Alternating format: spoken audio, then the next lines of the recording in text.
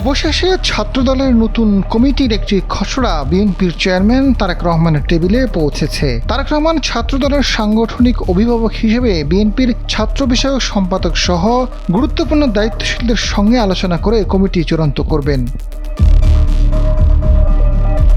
বর্তমান কমিটির মেয়াদ শেষ হওয়ার পর থেকেই নতুন কমিটি নিয়ে নানা গুঞ্জন ছড়াচ্ছে। সম্ভাব্য প্রার্থীরা দিনরাত চেষ্টা চালিয়ে যাচ্ছে নতুন কমিটির শীর্ষ সারিতে জায়গা করে নিতে। কেউ আঞ্চলিক, কেউ ক্যাম্পাস, কেউ বা রাজনৈতিক মন্ত্রী এমপির বলয় ঘিরে তদবির করছেন। বিএনপির নির্ভরযোগ্য সূত্র বলছে, প্রধানমন্ত্রী ও বিএনপির চেয়ারম্যান তারেক রহমান দলের শীর্ষ নেতাদের নিয়ে বসেছিলেন। তিনি সব অঙ্গ সংগঠনের সর্বশেষ হালচাল জানার চেষ্টা করেছেন। সংগঠনকে কিভাবে আরও গতিশীল করা যায় সে বিষয়ে নির্দেশনা দিয়েছেন।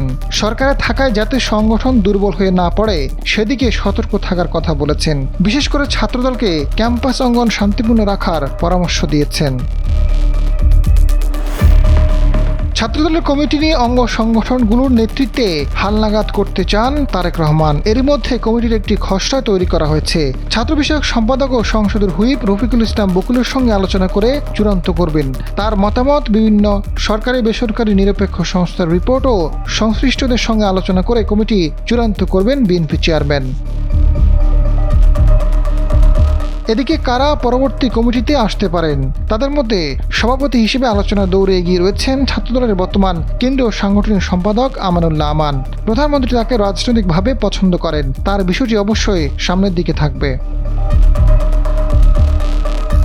এছাড়া আলোচনায় আছেন ছাত্রদলের মোস্তাফিজুর রহমান, সহসভাপতি আরিফুল ইসলাম আরিফ, এজাজুল করিম রুয়েল, AHM আবু জাফর, ডাক্তার তৌহিদুর রহমান আওয়াল, কাজী জিয়াউদ্দিন বাসিত ও মঞ্জুরুল আলম রিয়াদ, মুমিনুল ইসলাম জিসান এবং ডাবির সাবেক সভাপতি খোরশেদ আলম সোহেল।